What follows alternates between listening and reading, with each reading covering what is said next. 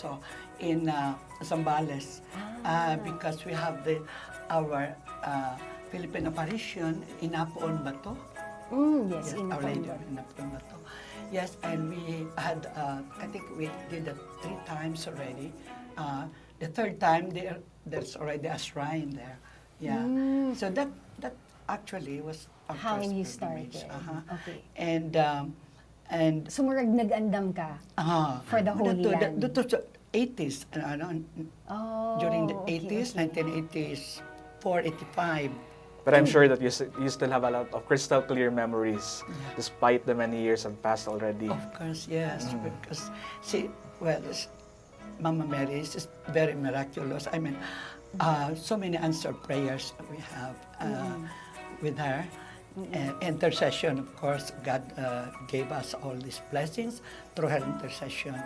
That's why, we every time we're curious, like in our order, the Order of Augustinian Discalced, we do pilgrimage like every year here in Ilocos, I see. Banawag, Virgin of Banawag, and This is interesting. So, kanang for those kasi Father Jed, usahay, like ako, kintahay, no? When I think of pilgrimages, automatically I think of abroad. No? Pero it's nice na daghan di ay dili sa Pilipinas. Ay, daghan sa Dr. actor. So you mentioned Ilocos, in Cebu, Zambales, in Panay Island. Lady of Tangkilikin ang sariling Ang sariling atin. atin. So you don't have to really spend so much. I mean, if you're unable to, no, if you don't have the resources, ayaw ka bala ka, naadi ay ta dili sa Pilipinas. That's why also, if you notice, like we have this the pilgrim passport. Yes. Yes. So it's a pilgrimage. It's a, you go to the shrine of Saint Joseph, the Santo Niño, there's to Magallanes and to Cabadbaran. So this is already a pilgrimage. So it's as long as you basically you live home and go to a sacred place. That's a pilgrimage. Broadly. Sacred journey. See. Maybe can you share with us like something na memorable sa inyo in terms of like spiritually in one of your journeys? Like a moment where it felt very spiritual or very like an awakening perhaps or something really meaningful to you. Yes. Well, I will mention that the local pilgrimage, the domestic pilgrimage that we have. It was a time that we have undergone a great trial. My husband and I were charged with rebellion case. And we were That basically seems to be like a story for wow. Yeah, we have hearing like for 2 years. It was really, challenging. every time there was an arrest order, it was my husband who was always being, arrested because I happened to be in Manila every time.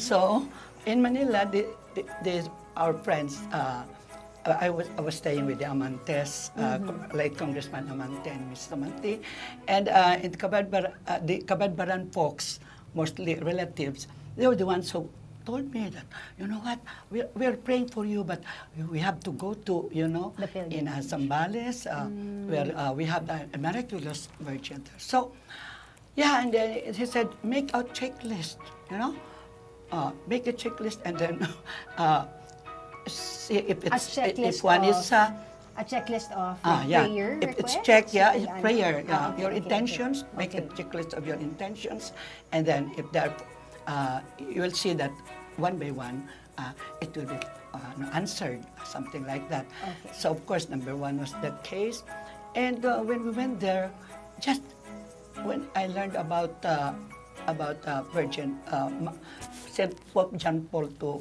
used to call her Our Lady of Mount Pinatubo because he gave the apostolic blessing in 1986. So when we went there, there was, smell of roses, and there were no roses in that quadrant. It's area. along a river, and then I saw in that shrine so many pictures of her, the same image but with different poses. Yes, so it really touched me because the first time I've seen, and then also I prayed and made a checklist, and within a year, like less than a year, we were acquitted and answered our financial problems because of the financial upheaval, because for 2 years we were facing this case. And all of these were answered. And the children, I have only 2 colleges now. His classmate was taking pre-med in St. Louis University in Baguio. Then not a single day that they have stopped schooling. I mean, although we did not have clean income at the time, but it was also a blessing in disguise that the PhilHealth were delayed in paying, hospitals. So I was able to follow up in Manila, and I was able to get some checks every now and then. So in line with that, Ma'am, since we are in this Pilgrim of Hope year, Yes. so what does hope mean to you in the context of your journey in your life, maybe in your particular pilgrimages? How did it have impact in you? So Yes. can you elaborate more on that, more on the personal realizations? Yes, you can of share. course. When we journey towards,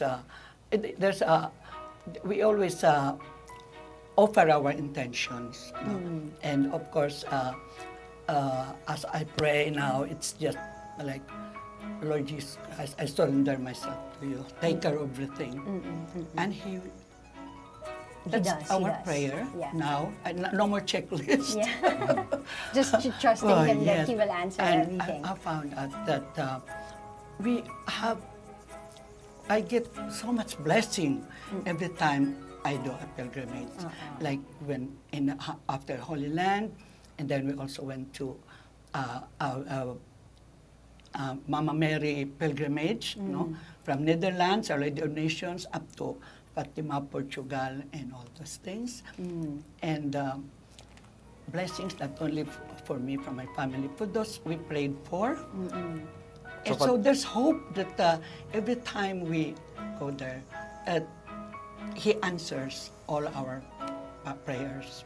So Father John, Dr. Mercedes talked about the blessings she has received in her life during the pilgrimages she had. So how about you in your life as a priest? For me, the pilgrimage is always a time to, I would say, refresh myself. And also, like in the ministry, we are very often busy. I think of many things, so many demands.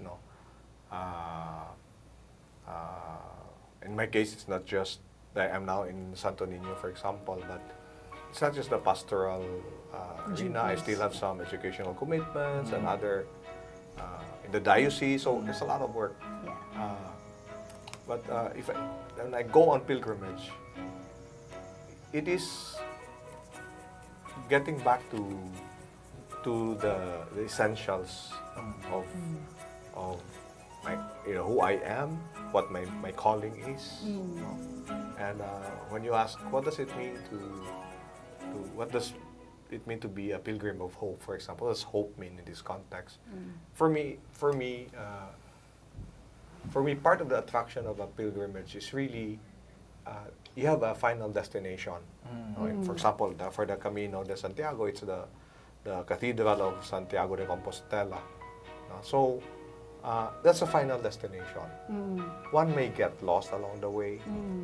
One may find challenging trails because you climb mountain ranges and all that. Yeah. But whatever way and whatever happens during the way, your final destination is the same. And it speaks a lot for me. A lot of times it's like frustrating, right? Okay. Frustrating. Life in general. Life in general. Okay. So much poverty, and then in education, we're even talking about stunting, di ba? The early childhood without proper nutrition. Yes. Kids, the For the brain minds. development is stunted. Yeah.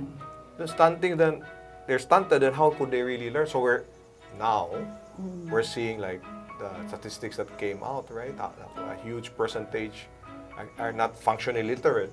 Yes. So you have all these problems, you know, and then add So in other injustice words- around. With all this,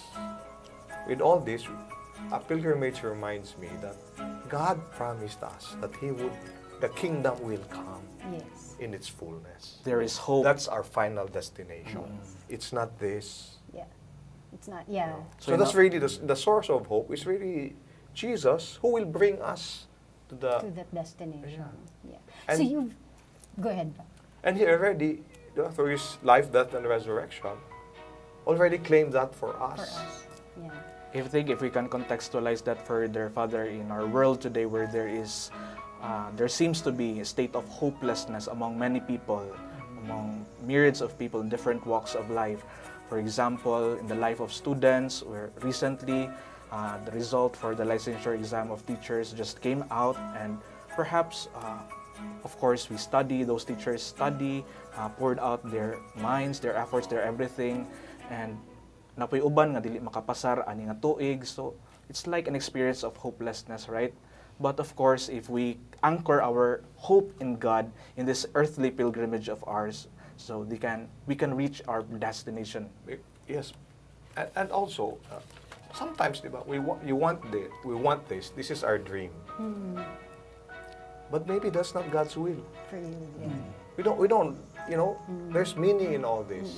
And you think, for you, a pilgrimage has helped you realize that. Yes. Like, I want something for myself, Yeah, but then and God is... to also be clarified as to where God is bringing you, and then the whole experience in the Camino de Santiago, you follow the yellow arrows. Yes. Okay. You follow the yan? yellow Okay, arrows. Ano yan? Ano yung yellow? They're yellow isang arrows. color pa For the- ba? Or Oh, For the that way you just follow that yellow arrow so it markers. will bring you, to the destination? yeah, they're painted arrows. That's recently And a shell also. also, but but it's really the arrow The that arrow, would lead oh. you where, and sometimes you get lost. Where's the arrow? Okay. You missed it because Okay. they're overgrown by shrubs or Okay. etc. And I believe in life, Mama Shai, there are also quote-unquote yellow arrows Yes. that we have to see. Yeah, points us And right some back to Jesus. and sometimes I it's think, not that clear, yeah. Yes. Oh, yeah. right? And very often today's world, With so many what we're things. being taught, like it's what I want, what Yeah. I want. Yes. Then it doesn't happen. Yeah. Everything collapses. Yes. Like, especially now, I'm glad that you said that. No, now kasi the idea is parang think of it and then it'll manifest itself. Yeah. Keep thinking about it. And so God is taken away from that picture. But I want to go back to Camino de Santiago, if it's okay, Father. No? Kay, ingon ka, you've done it 4 times. Why? What has been most meaningful to you that makes you go back again and again? It's maybe Doctor can add something later, but for me it's the total experience. No, it's not something as specific as last year when I did the longest Camino I've done. It's Which is how many kilometers? almost 800 kilometers, Wow. 35 days of For walking. context, Manila to Butuan is 1,200 kilometers. No, for context. So 800 is a long way to go. Okay. Or it's Davao and back twice. Correct. Okay. So for me, last year when I did it, it was after my father passed away. So there's this Pero planned to before your father passed away. yeah, This trip was kasi planned. it's part of my sabbatical. Okay. So And then he passed away. along the French way, there's what's called the Cruz de Ferro. There's a huge cross, and the tradition is you bring a stone while you're walking, and then that stone, some carry this stone. These are in memory of my father or my friends, etc. So Of there's course, I carried it in memory of my father, and I placed the stone. That was very meaningful. and emotional, diba? To bring the memory of my father under the Yeah, cross, no? After walking for, I think then it was already more than 200, almost 300 kilometers. I'm not sure now. That's one particular incident. But also, it's all the whole experience of pilgrimage. When you're there, I'm not Father John there, president of FSUU. You're just a typical pilgrim. Yeah, I'm just one of the pilgrims going to Santiago, walking with other pilgrims. And in essence, that's what we are right on there. Which We are- is interesting. Yeah, Kayo yeah. kakahibaw, even the others who are the big guns that you're traveling with, diba, who are these big honchos, and ikaw mo sad, nobody knows who you are, and you're all parang on equal footing, just finding your way. So in fact, during my first Camino, I walked alone my first Camino. So I was walking with, eventually parang teamed up with an Italian guy who's entirely a different story than very interesting. But I didn't know that there were two Cebuanos behind me. Okay. So they were like, "Oy, he's from the Philippines." They were overhearing our conversation in mixed Italian and English. And they were saying, "Oh, he's Philippines." So they were saying, "Unsa ka siya?" They said, so two guesses. One said engineer, one said professor. So one time we were at a high point of that, from Saria, which is around Yes, Saria, 120 that's kilometers, 180 Only kilometers. 188 kilometers. Only, 120, that's far. 118. No? 118. Malayo eh, yan. So, yeah. at the highest point of that route, I had lunch at one of the restaurants there, eateries. Then I was about to leave. Then I heard Cebuano being spoken. So I look for, di ba? Bakit In the myriad of languages, there's something Yes. so familiar. Yeah. So I then turned out, so I'm Cebu, etc. There, so they told me the story, etc., etc. So turned out that they're part of the Gothong family. Oh, okay. So but when you walk, But when you walk, Ah, you're All equal. only Like later, these titles. only no later, titles, only later when we reached Santiago did they disclose that actually. Because you're from where, you don't even sometimes forget to ask for names. Yes, yes. But you already had this meaningful conversation. Yes, Yes, meaningful and deep, and How about you, Doctora? yes, I experienced that also. I only went there once with my daughter and her And you husband. walked this Yeah, I walked. trail, Uh-huh. wow. I like 24 kilometers every day. And what was your For age 5 that days. time? Yeah. Well, I was like 78, I think, 74. Oh uh-huh. my goodness, 78 walking 24 kilometers every Yeah, I was walking. Then there was this Japanese guy. He was proud that he walked already, I think, more than 800 kilometers, I think he said. And I said, and I'm 60, he said. So, oh, that's nice. How about you? Oh, well, I'm 74 or 76, I think, that time. And he looked disappointed because he thought he was the young. oldest. But given your And here, age, mga teenagers from Spain, they of course they were ahead of us like Yes. 1 or 2 hours, but then they stopped and have some. So when I arrived, they kept on cheering. Oh, wow. but given your age, Doctor, were there time when you wanted to give up, given your, but you prepared a lot before, right? I find it very, like thrilling for me. I mean, to walk and imagine that St. James was doing that, and the road were very bad then, on all the forest. This one is trail. That's a nice trail. Of course, we go up and down. So, and there was a time because I saw the Port Marine. Porto Marine. Yes, Porto that's the Marine. first Stop. stopover. And he said, well, and here I could see the city, a city or a town, and I was happy because so how many hours ang naiwan na lang na pagkwan, sabi nila. Oh, well, take 4 hours. When I say 4 hours, I almost cried.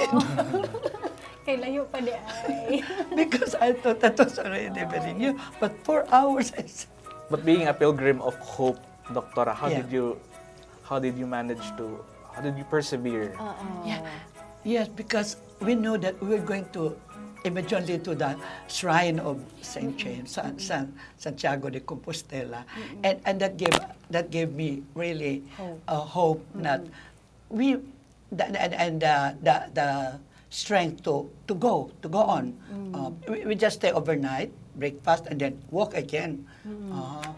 And it's nice because you don't know each other, but you greet each other, no? Buen camino, buen camino. Is that a greeting, buen camino? Buen camino. They Oh, always okay, we okay. greet each other, like Okay. even the Japanese. That one, So there is no language barrier. no language That's barrier. it. Transcend. Everybody smiling, like we know each other, but actually no. But we're together, And you care for each other. You see somebody injured, what's happening? Are you okay? Ah, really? How can I help you? Okay. Do you need bandages? Yes, You right. share. Have you ever experienced yung kayo, yung tinulungan? Like, Yes, yes, we have two teenagers. They were walking. Then she had she hurt her, kanang may blister sa heel. So we have to stop. And it's happened. My daughter, Zarina, had a first aid kit. Okay. So wala but, sa inyo yung, this is such a hassle, I need to madelayed. stop, No. and yet, no. Since, Because in this life, di ba, parang ganun, you're all in a hurry to get somewhere, eh. transcending that experience, Ma'am Shai, and going and seeing this through the eyes of it, we'll come to realize that in life there are also times when we get wounded, when we fall down, but there are others who will lift us up, who will say hi or hello. As I've said during the introduction, the meaning of hello means we help, enrich, and lift the lives of others. I think it has a great impact already. Yeah, one of the I was so touched once. This is my first Camino. A group of friends were pushing their differently abled friend all through the Camino. All throughout, meaning this person was not like in the middle of Not the able trip. to walk. So it's like, so they would take turns pushing his wheelchair in the Wow. trail. It's not, it's not all cement. It Oh, can be stony. You stones. cross streams. You right. They must be very close, Father. yeah, for them to do that. I mean, parang, wow. The commitment, no? That, And in our life as priests, I think this is also our experience when we fall down, then we help each other, we push each other, yeah. Carry each other. carry each other. Like they encourage my son-in-law.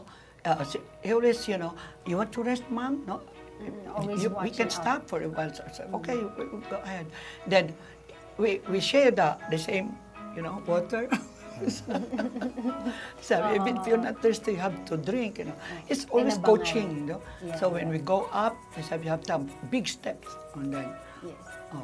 because you'll get tired if you have that small steps in going up. So it was always coaching me. So that really also encouraged me to go. So seeing from the panoramic view, Doctora, what's the most important lesson you've learned in your life as a pilgrim? You being pilgriming in the other parts of the world, and in your pilgrim in your life as a mother, as a sister, as a neighbor. So Yes.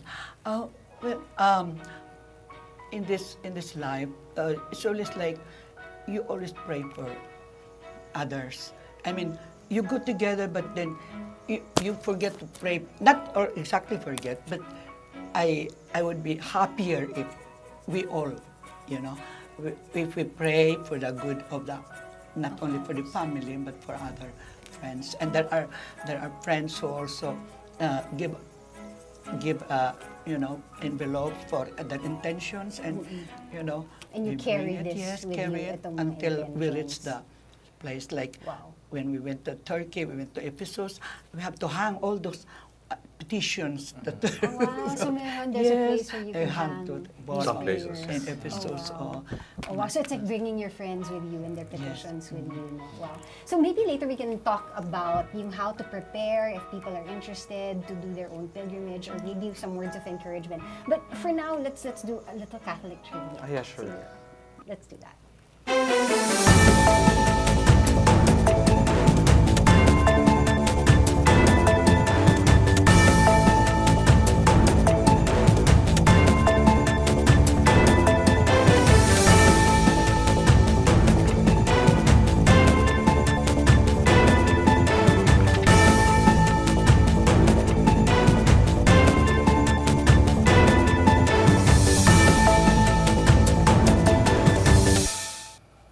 And did you know that pilgrimages are not something new?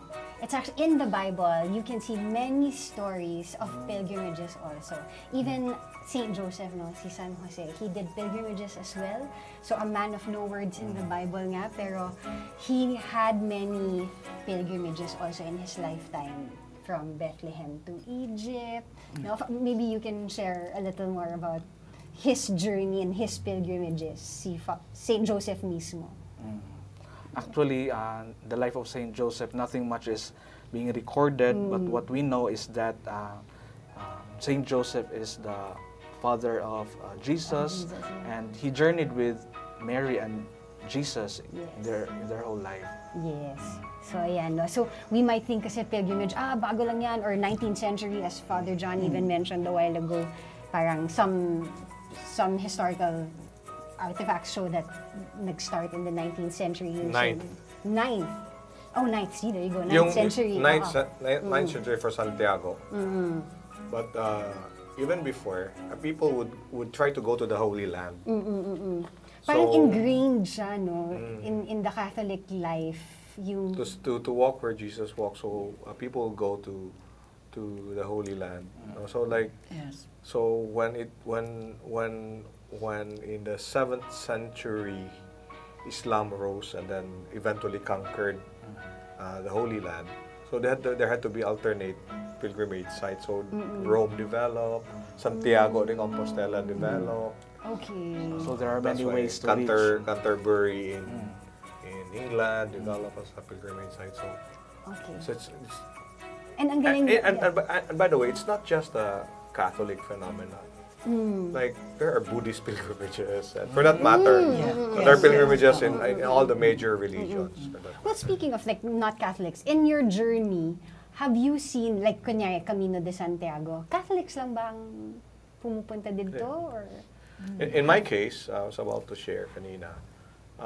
In my first Camino, I became very good friends with a Taiwanese lady who migrated to the U.S. Okay. She's Buddhist. But she was asking a lot of questions because she was like, she had religious experiences. She's alone and she while feels... on Camino? No, at home. At home, okay, sa US. And okay, nobody okay. would understand when she's like, oh, there's this, I feel so like one with the divine. Okay. You know, and then people would think like, you're going crazy. You're crazy, You know, yeah. you need a psychiatrist for talking that way. But when I started explaining what that meant in our Catholic In our tradition, Catholic. like if you read the mystics, this was blah, blah, blah, blah. Long story short, then she started saying, now I recall when I was a child, there were Catholic nuns in our village. Oh, wow. So memories started coming back because we were talking about her experiences. Yeah. Then eventually, I'd like to see you celebrate Mass, which she eventually did. Oh. And then she said, you are my, then I was very like, positive, you are my sensei, you are my teacher. Oh, wow. Oh, So, nice. but actually it's just sharing what our saints would say about that Yes. experience that she Yes. was having. So, Oh. a side story is that we don't Parted walk ways. together because you don't really you walk ahead, you walk etc. because she loved to take pictures. When I got to Santiago, and I went to that's what the Pilgrim Center where you get your Compostela. Yes. When I walked through the main door, she was there standing. Father John, I was looking for. What are the chances of that? Father Don. That she was there and I would walk past it. She was in line because the line would go around like that. Oh, nice. That she was there by the door and I walked through to get online. I was looking for you because we never exchanged contacts. We never. wow. We'd meet. Oh, how are you? Are you okay? We'd talk. Just things like that. How?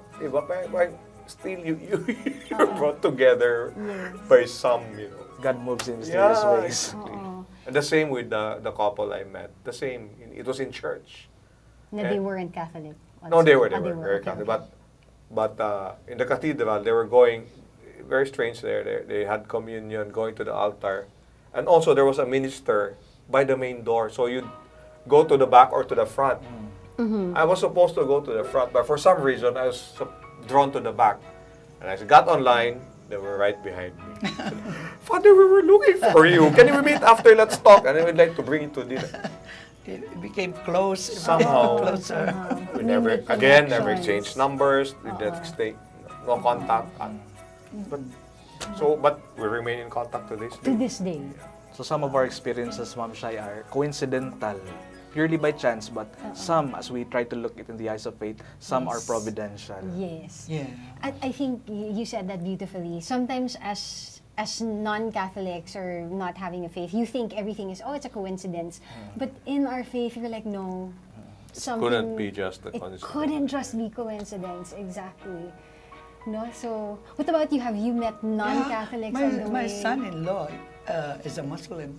Okay, and he went He's with a you. Spanish Moroccan, and Okay. he guided us, and he loved it. He attended the mass, and he just, I appreciated what we have been doing, and Wow. he felt so good about it. Yeah. Na yun nga, parang in this place, sometimes doesn't matter what our background is or not even at what our religion is, no. But there's something greater and bigger there. And then we really share common humanity, and that my theology would say the universal salvific will of God. God wants all of us to be with Him. So our mission really is to spread the good news so that all of us will be with Him. So it's a common human journey in the end. It's not just us Yeah. journeying towards the kingdom. Yeah, it's all of us. So by the way, Ma'am Shai, we are in the presence of two doctors. Dr. Tupan is a medical doctor. Father John is a doctor of missiology. Ano ibig sabihin nun? Sorry, I don't know. And for our viewers na wakahiba, what does that mean? Doctor of Mission. Well, it's my degree. It's my academic degree. Okay. So more on mission. My focus it's theology, but my focus is really on questions of mission, meaning culture. What does mission mean today? To reflect on the challenges of spreading the good news today. That's Which you could also relate to the pilgrimages, no? yeah. Somehow. That is why part of your ministry, Father, part of your, shall we say, pilgrimage is to teach, for example, in theological schools just like VNA, right? Yeah. How has this, before we go on, because I really want to learn just a little bit of how people can prepare for it, etc. Real quickly lang. Very focused. Very focused. Pero how has it enriched your life as a priest? Like every time you come back from this trip. Well, basically, it's like going on retreat. Okay. When you bring everything back into focus. Like despite my brokenness and my weaknesses, diba? I am called to be God's servant, and then my call is this. So again, it's very while I've been giving individual instances, it's the whole experience of pilgrimage. Like for example, all my caminos, I carried everything I needed on my back. So that's around 7 to 8 kilos. So, Ma'am Shai, Bigat. Father John mentioned about Backpackers. brokenness, and then I think I've heard that you went to Japan last time, right? Yes. So in Japan, I think there's this art called kintsugi Okay. or kintsusuroi. It's the art Yeah. of mending broken fragments or broken ceramics with gold that the mended form becomes more valuable than the original form. And I believe that in our pilgrimage, when in our brokenness we allow God to fill us in our weakness, then we become a masterpiece in progress. Yeah. So I think That that's our broken pieces don't need to be ugly. They're actually what makes us even more beautiful. What about you, Doctor? As a mom, how has yung kanang mga pilgrimages, how has it changed you? How has it shaped you as a mom? Oh yes. Before I'm really like verbose in everything with my children. But I learned to keep quiet. And I have learned that to be silent for if I want to say something that I used to say. I don't care if you're hard or not. But this time I hold my tongue. Oh, wow. I become more patient and prudent. Yes. Wiser. And like you are, as what Father John said, it seems like you came from a retreat or recollection or something. You feel, Lighter. yeah, uplifted. You were gonna say something. Yeah, well, to me, this one was the most important lessons. Yeah, when you're doing the pilgrimage and you carry your own stuff, very early on, you learn that when walking the Camino, the more you bring, the more difficult it is. Okay. So in other words, but you also have to bring enough, right? You're the essentials. That's the trick. Yes. So my first Camino, I thought, these are the essentials. It was 8.5 kilos. 8.5 kilos, I weighed. What does it contain? Oh, Father? Basta it will take too 8.5 long. We'll run out of kilos. time. But these are the essentials. So these are the essentials. Then as I walked the Camino, I realized, a lot of what I brought, I didn't need. So my next Camino, Gumaan. Lighter. but the Lighter. definition then of what is essential Yeah. Ah, Now becomes holds- different. This is yeah. like truly essential. Yeah. So by my fourth Camino, I knew that these are na Paliit ng paliit. paliit na paliit. So meaning, As in life. as in life, you say, this, I need this, I need. Yeah. But your needs are really wants pala. You don't Yeah. really, it's not really a real need. Need so much. That's an exercise you go through. Diba? Yes. So in everything, like, how much finances do you really need? Yeah, I was gonna say, yeah. How much, how do you really need? How many pairs of shoes or pants. clothes or? Yeah. So in the Camino, you learn. I had a friend who walked the Camino before me. She said that, you're in Spain, right? The oranges in Spain are the sweetest. So she brought a kilo. A kilo. By like a kilometer. She only got 2 or 1. She ate 1 and brought 1 to go with the rest. Because they're heavy. Kasi mabigat. A kilo more is heavy. It's heavy. Yeah. So you let go. Yeah, you learn. Of the So things that are not in life, really, physically and spiritually. if we bring more than what we need, it will weigh us down Anything in the journey. There's this It will make the general- journey more difficult. Yeah. So I need this, I need this, I need this. And you're slowly letting go. Then we start eliminating. devoting so much of our energies to, because these are my needs, but they're not actually. They're going to weigh you down. Physically and spiritually. Spiritually. More Yeah. importantly, spiritually. But the physical is a metaphor for the spiritual. Yes. So there's this basic principle to travel light. And which leads me to, how does one prepare, 1, physically, 2, spiritually, and 3, financially? Because to me, I'm thinking pilgrimage is automatically expensive. So, siguro we can start with, how do you prepare physically? For the pilgrimage. Yes. Well, of course, I have to.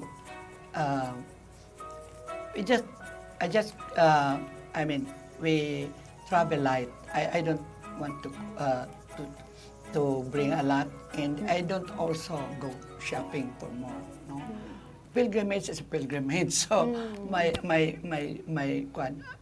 not Your into- goal yes, is not to like, shop. Yeah, no, not to shop, but to go to that holy place, to remind me of where I am going eventually.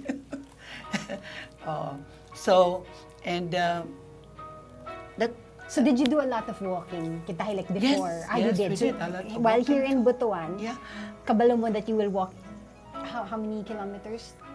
800? yeah. Oh no, mine is only Yours is 118. 100. So how did you kilometers. prepare for that? Diri sa Butuan? Did Yeah. you walk every day for 2 weeks, for example? Yes, for a month. For a For a month. month, Okay. I walked, and like from the house to the gate. But I Very finished 4 mysteries. And that's okay. that's an hour. Oh, More than an wow. hour. And I managed to compute like it's about 4 kilometers a day. Oh, okay. So when That's so when interesting. I went So to 4 Camino, mysteries, yeah, 4 kilometers. So even the physical exercise becomes a spiritual activity. yeah. The So preparation in itself. because instead of counting, what I do the rosary from joyful, luminous, sorrowful and glorious. Then I'm finished. And then you know that, okay, I've done 4 kilometers. And then how many more? That's so interesting. Okay, what about you, Father John? Spiritually, how did you prepare? Spiritually, you focus on the goal, right? I'm doing this, and then why am I doing? And then because we're priests, whom do I pray for? I even ask my friends, "Oh, what do you want me to? You know, any intentions you want me to carry and pray for as I walk along the Camino." No, the Camino also. Speaking of distances, it changes your perspective. Okay. Because when after the Camino, you say, how far is that? Oh, 3 kilometers. Oh, that's near. How many kilometers? Like you say, 3 kilometers. kilometers. For It a sounds- guy it who's sounds- if you walk like 20-something kilometers every day, There's a 3 point of is comparison. 3 is like near. easy. So it changes, right? Yeah, It yeah. changes. The perspective changes. Like your perspective on life changes. Then as you go through life again, the everyday world, then sometimes you forget, then you forget certain things, certain lessons. Then you have to be reminded again Again. to have that perspective of, I would say the perspective of Christ. In line with that, Father John, I remember I also had a pilgrimage, Ma'am Shai, way back in the year 2023. Way back in the year 2022, I had this Holy Land pilgrimage. Okay. And then 2023, Marian pilgrimage, it's Okay. continuation. I remember this particular experience. The first place that we visited when we arrived in Rome was the Colosseum. Okay. So, upon seeing that structure, as a tourist, at first I realized that it's really a magnificent place in terms of aesthetics, in terms of richness, history, the culture, the people, etc. But as I tried to deepen my faith, I came to realize that that place, the Colosseum, has become a sacred ground because that's where Catholics lay their life for their faith. So I think that's in line with what Father John shared in terms of paradigm shift, in terms of change of perspective. And as what Doctora said also in her preparation, that even her very act of walking, because she was praying while walking, so it really changed the perspective. So let's get to great, yes, very good insights. And I think there's so much more that we can talk about, really. But I love this topic, and our guests are also saying, no, it's worth a listen. Somebody commented that what we're talking about is worth a listen. So let's talk about on the lighter side lang. Financially, how do you prepare yes. for it?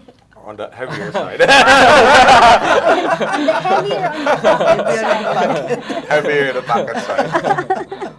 Bitaw, mahal ba? Is it expensive to go on pilgrimages?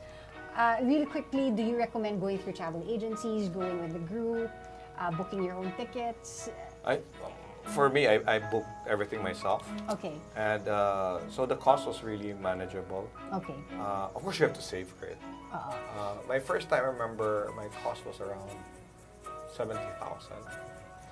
Oh, that's surprisingly not bad. Yeah, I was yeah. thinking I was more telling than- the priest, No agency, so he does not have to spend. And do you do the same, Doctora? Do you? No, I couldn't do it. So I just prefer to the go with a tour group. Doctora's money. Kasi may ano yun, di ba? Pros and May cons. pros and cons Yes. either way. But to start with, like, I think that's encouraging. That 70,000, I was really thinking 6 digits, no? But to start with 70, I think it's But not you have to bad. plan ahead. Yes. Really, really plan ahead. You know, it's not like, next month I'm going. It's gonna be no. crazy. So you have to plan that. Months ahead. Because in Europe, you plan ahead, you book ahead. It's cheap. There's bookings.com, even Agoda you can try. And save for and save places, yeah. And save money. But then you can talk to somebody like me, like what What are where your- can you stay, when you can. I have a lot. I've shared with a lot who've already gone on pilgrimage. Yes. Because it's really doable. And I'm You sure a share lot your- are helpful also, would want to help. Like, you would love to Yeah, give share, your yeah, input. share. You know. It costs much less if you are the one who. And now ChatGPT, Like- you can see what I'd Yes, like to yes, walk true, from true. here to here Give me- in 6 days, in 5 days, and Yeah, can you yeah. recommend it? Yeah. Great. Well, we could go on and on, seriously, but thank you so much. Thank you so much, Father John and Doctora, for Thank you, joining Father us this John. afternoon. Thank you for Thank you, inviting Doctor. us. It's been really interesting, and I hope no ang mga nagatanaw sa ato, Father Jed, na encourage na this is something that you can do. And siguro if this spoke to your heart, pray about it, think about it, no, and meditate whether this is something you can do. Start locally, as you guys have shared Exactly. this afternoon. So yun, thank you. Siguro for our next episode, we wanted to, if you guys enjoyed this one, I know you guys are also going to enjoy what we have prepared for you for next week, because we're going to be talking to the younger generations who are behind like these new technologies. How are they evangelizing online? Bringing the signs of the times. And Yes. yeah, exactly. So do watch out for that. In the meantime, like I hope you guys continue to keep us as your 3 o'clock habit every Tuesday. And just to let you guys know na atay mga activities sa atong church. Yes, we have some announcements here. So every Saturday at 6 a.m. we have this Salo Salo sa Kanto. It's a community gathering where we can dine together in soup-based meal basically. So aside from that, every fourth Saturday of the month we have this riverbank cleanup drive. By the way, I'd just like to promote also, we already have this Pilgrim passport here in our Diocese of Butuan, so you can purchase this Pilgrim passport in your respective parishes and here in our cathedral office for 125 pesos only, Ma'am Shai. So start with that, no? Yes, Start with our yes, local yes. pilgrimages, So, by the and way, maybe you guys will have a Abot natin deeper yun sa spiritual calling or longing to go on longer pilgrimages. So yun, busy kayo ta sa atong diocese, no? So if you guys want, yang ka ng salo-salo, padaghan na ba ya, Father? Yes, Ang yes. Muuban, no? So, The average meal that is being served to people is around 150. 150 people are being served, you mean? Yes, 150, 160, 170. Okay. Yeah. And if you guys would like to donate, or if you guys have an organization that would like to participate in the Salo Salo, siguro give a little. It doesn't cost much, no? To Yes, feed of course. 150 They're very much people. welcome. Yes. You're very welcome to message us on our page. And yeah, it helps you, feel good about what we're doing in church and be a part of a community that really wants to reach out. What we have received as a gift, we give as a gift. Amen to that. Amen. Well, there you go, guys. Thank you so much for joining us this afternoon. Thank you again, Father Thank you, Father John. Thank you, Dr. You're most welcome. Yeah. Don't forget to follow us on our Facebook page and also our YouTube pages. On Facebook, kung asa mo gatanaw na karon, Father, nag-ingan si Father Uy, Glenn. 100 100 na lang. ang passport. Pagtubo kag 50. 100 na lang. Nagilan siya pa. Nag-ingan siya. Pag-pilgrimage. May 70,000 ba yan? Sorry for that. 100 na So, 100 yun, guys. So, follow us on our Facebook page, on YouTube, naapod ta sa FSUU, no? So, sa atong mga taga-FSUU, I hope you guys can also share this page to your family and to your friends. Yeah, my name is Shyla. And I am Father Jed, and J.R.R. Tolkien once said, "Not all who wander are lost. Our pilgrims have shown us, through their stories, what it means to be a pilgrim of hope. So may we embark in our pilgrimages this season of hope." This is your Tuesdays with San Jose. See you next week.